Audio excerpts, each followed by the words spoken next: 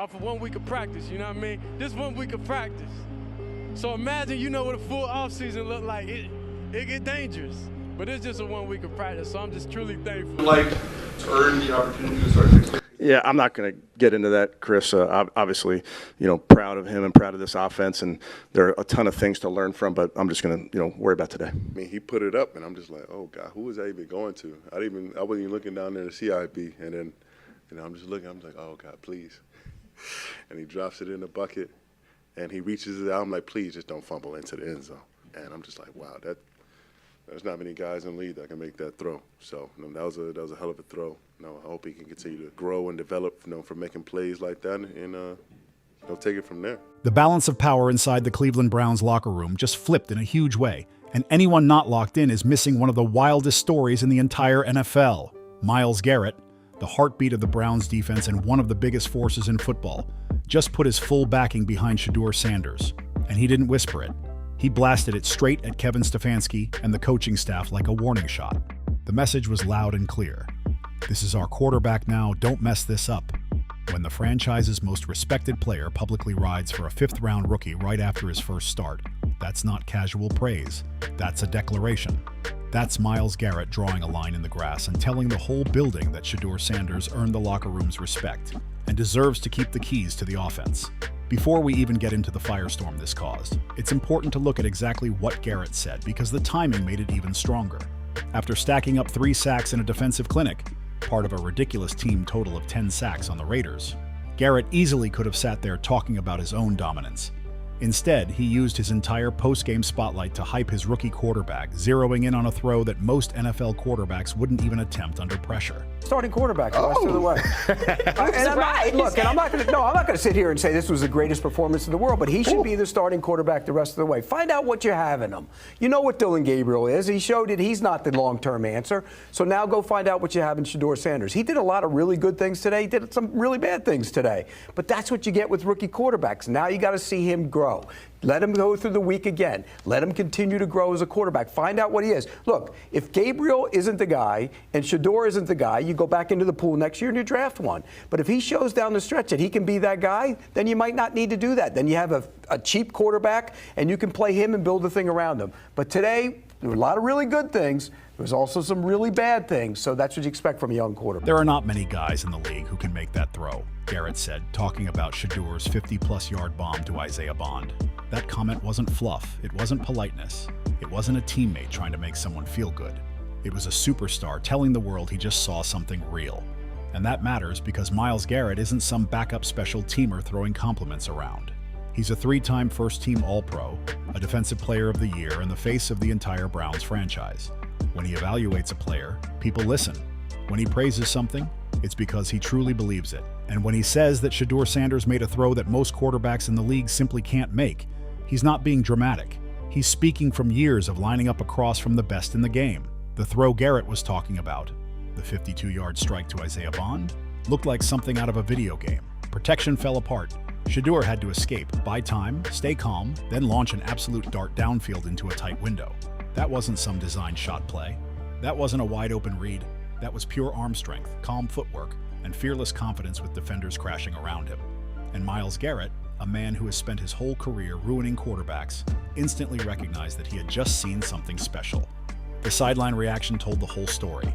Every camera angle caught teammates jumping, pointing, yelling, celebrating like they couldn't believe what just happened. You could literally see guys looking around with that "did you see that" face. You can't fake that kind of reaction. Those are pro athletes who know exactly how tough that throw is, reacting with real shock and excitement. And the crazy part is, it wasn't just one play. Shedeur also dropped a 39-yard dot to Jerry Jeudy that showed touch and timing. Then he ripped a screen to Dylan Sampson that turned into a 66-yard touchdown because he sold the look perfectly. All game long, he attacked at every level. Short, intermediate, deep, making it clear he wasn't limited to one style or one type of pass. That's the versatility that has Myles Garrett and the whole roster buzzing about what this rookie could grow into. But what makes this entire storyline even better is the path Shedeur took to get here. Because none of this came easy. He wasn't some late riser. He was once seen as a real first-round prospect.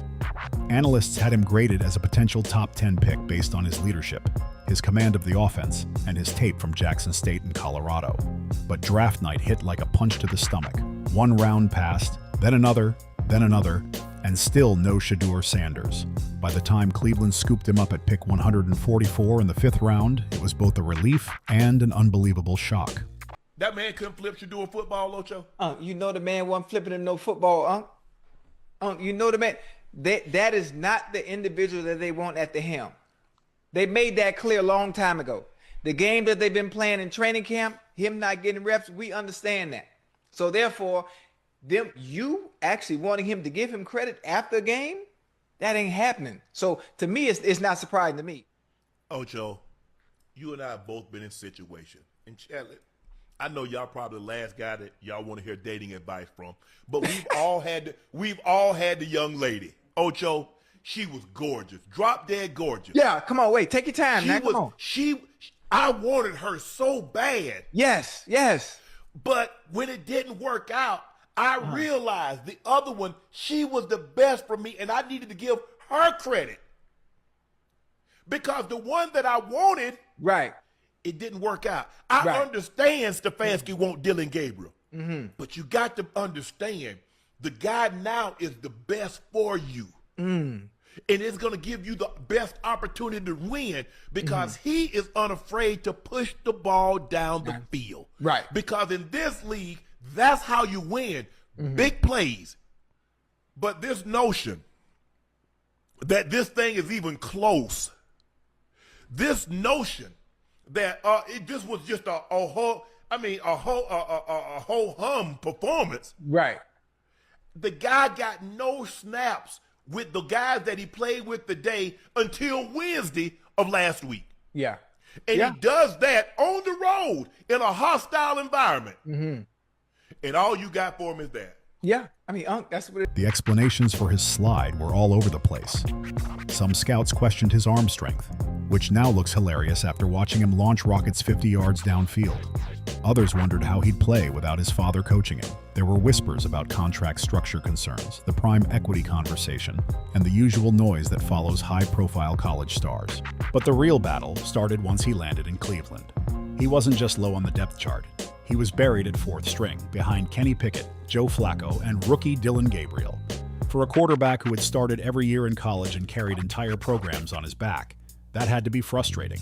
Most players in that position would complain, demand a trade, or mentally check out. Shedeur didn't do any of that. He locked in and worked every single day. When he finally got his shot in the preseason against the Panthers, that was his moment to show Cleveland what everyone else had missed, and he didn't waste a second. He delivered plays, showed poise, and instantly reminded people why he had been viewed as one of the most talented quarterbacks in his class. Even after that strong preseason showing, nothing changed for Shedeur Sanders, and that made the situation even more surprising. He stayed locked in as the 4th quarterback on the depth chart, barely getting any real practice reps with the starters, treated like a long-term project instead of someone who could actually help the team right now. The way people criticized him during this stretch got personal fast, and a lot of it was completely unfair. He was labeled arrogant, egocentric, entitled. All the classic labels critics throw at a player they already made their mind about. Some said he only had attention because of his father, as if his talent didn't matter. Others claimed he didn't have the humility or the grind mentality needed to survive in the NFL. But here's the part those critics never understood. Shedeur never let any of that negativity pull him out of character. He never went public with frustration, never demanded a trade, never shaded the team, and never threw the coaching staff under the bus. Instead, he showed up to work every single day like a professional, ran the scout team with intensity, kept his head down, stayed humble, and waited for the moment he would actually get a shot. That attitude earned him real respect inside the Browns locker room, especially from veterans who know just how rough the league can be.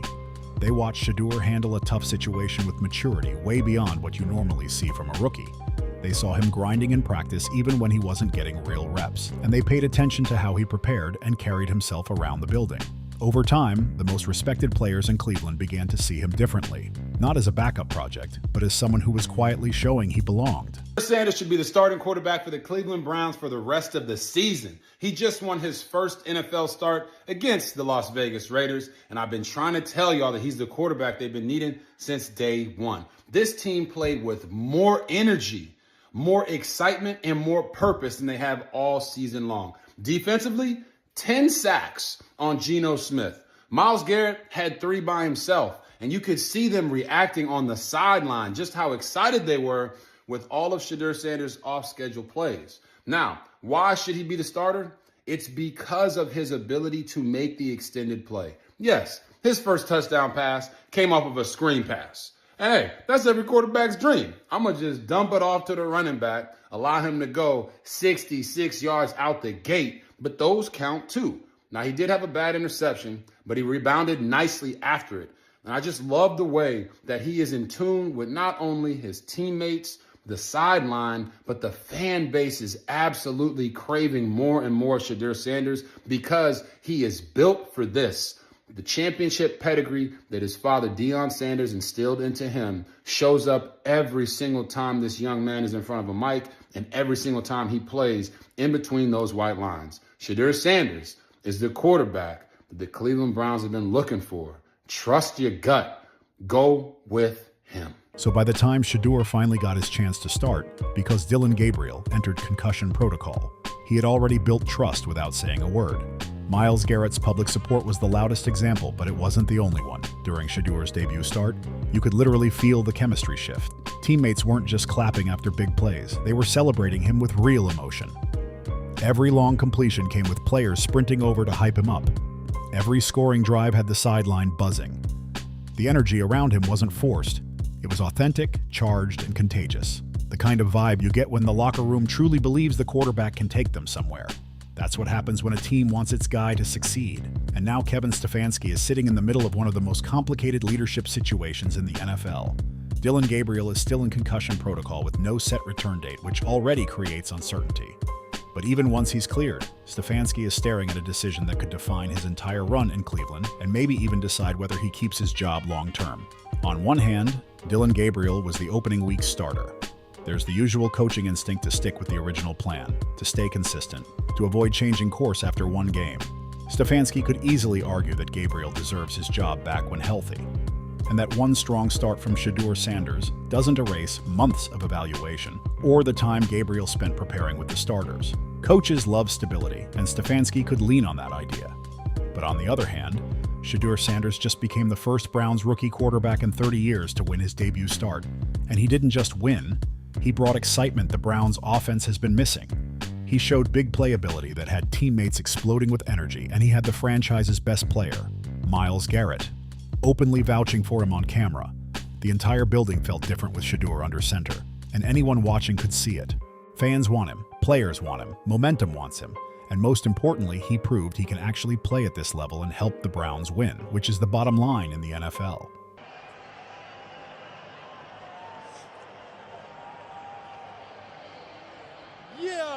Yeah, Shedeur, you come Big here. dubs. This is going to be your first NFL start. What does that opportunity feel like in this moment? Feels good, but we cool, calm, collective like. This ain't nothing to us. And what do you hope to show against this Raiders defense, your teammates, yourself, and these Browns fans with your play today? I'm who they've been looking for. Appreciate it. So when people say they no longer want Dillon Gabriel as quarterback, it might sound dramatic, but after seeing the reactions from players and staff, it's not far off from reality. When the defensive captain uses his podium time to praise the rookie quarterback's talent. When the sideline erupts after the quarterback makes big plays. When the whole environment changes because one player stepped in, that tells you exactly which direction the locker room wants to go. And that puts Kevin Stefanski in a pressure cooker.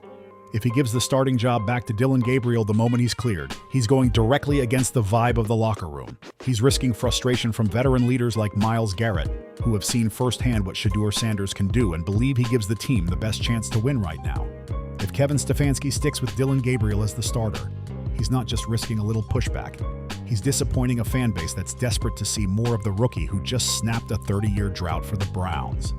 He's opening the door to a full-blown quarterback controversy that could explode and take the whole season off track.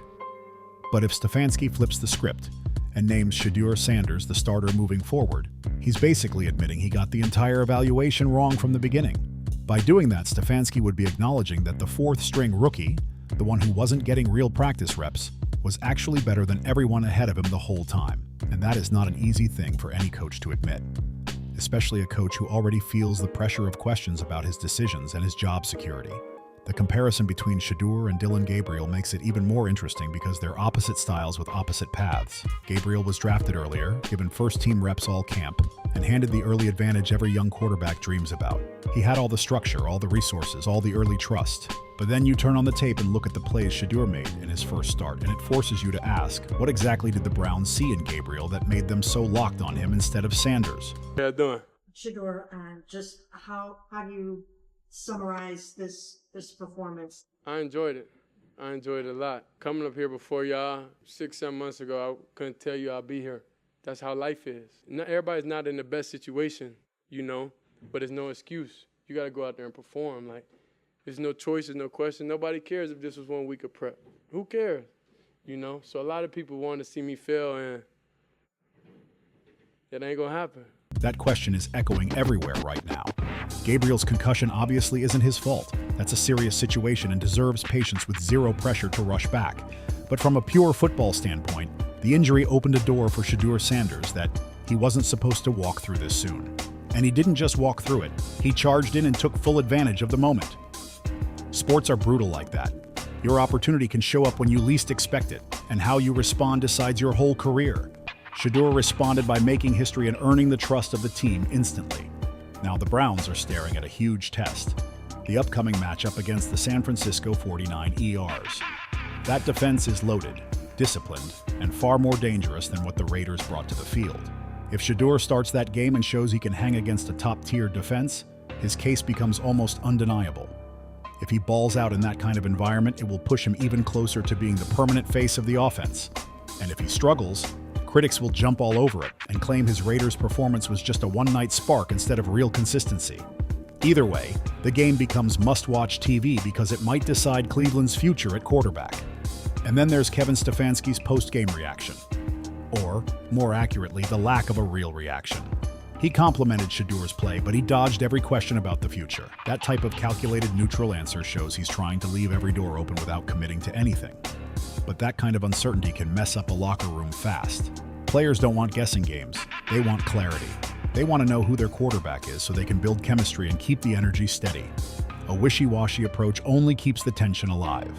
Meanwhile, Myles Garrett is sending a message without ever saying the words directly.